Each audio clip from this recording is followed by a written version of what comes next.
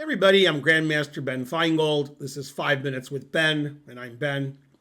Going to look at a Blitz game.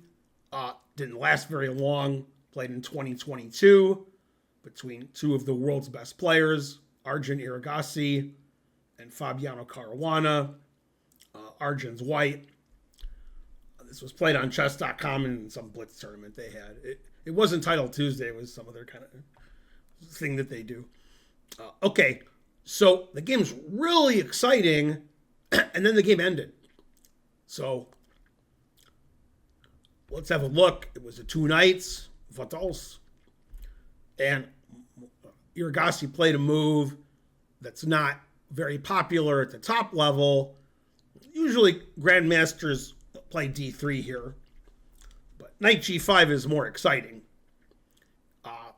They played the main line, which is d5.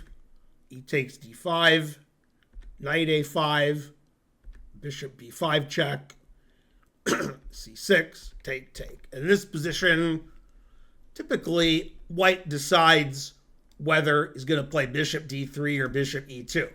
Both played quite often.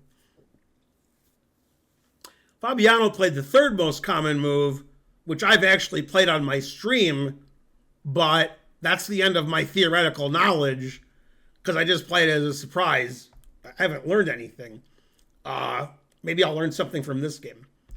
White played queen f3, and when I've played this on stream 2 or 3 times, nobody's taken the bishop and sacrificed the exchange. But Fabiano knows my rules. Doesn't mean he follows them. And always sacrifice the exchange. So I think my opponents typically defend their c-pawn with something like bishop b7, bishop d7, queen d7. Okay, but Fabi sacked the exchange. White's queen is misplaced, although black's down the exchange and a pawn. Then Fabi played queen c7. Arjun didn't like his queen in the corner, so he went back to f3.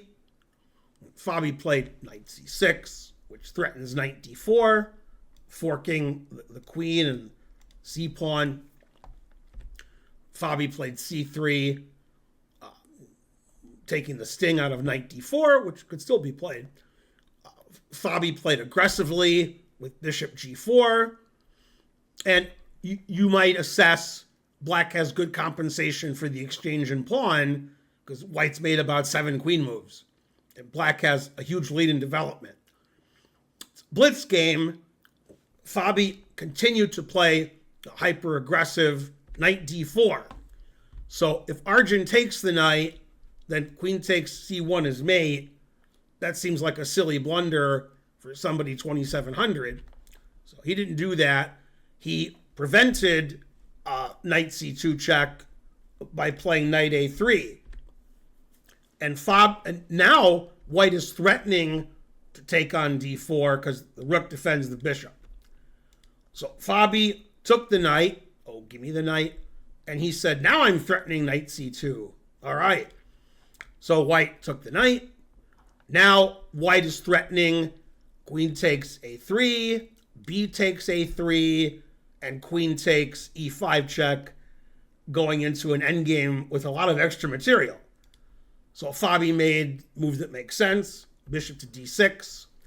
And Arjun made an excellent move here that I'm sure I wouldn't see in a Blitz game. Played knight e4. Now, knight e4 has 2 threats. The main threat, knight takes f6, removing the defender of the bishop. Then we take the bishop. Other threat is knight takes d6 check, queen takes d6, queen takes e5 check. Again, we're getting into an ending where white has a lot of extra material. Anyway, black doesn't have any compensation now for the exchange and pawn. So Fabi decided to resign.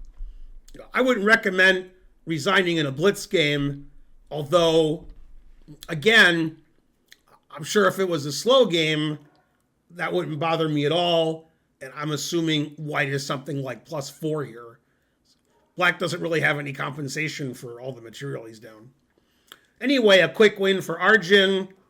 Fabi has to go back to the drawing board, improving his blitz chess. But Fabi's slow chess is still pretty good. I'm Grandmaster Ben Feingold. This has been 5 Minutes with Ben.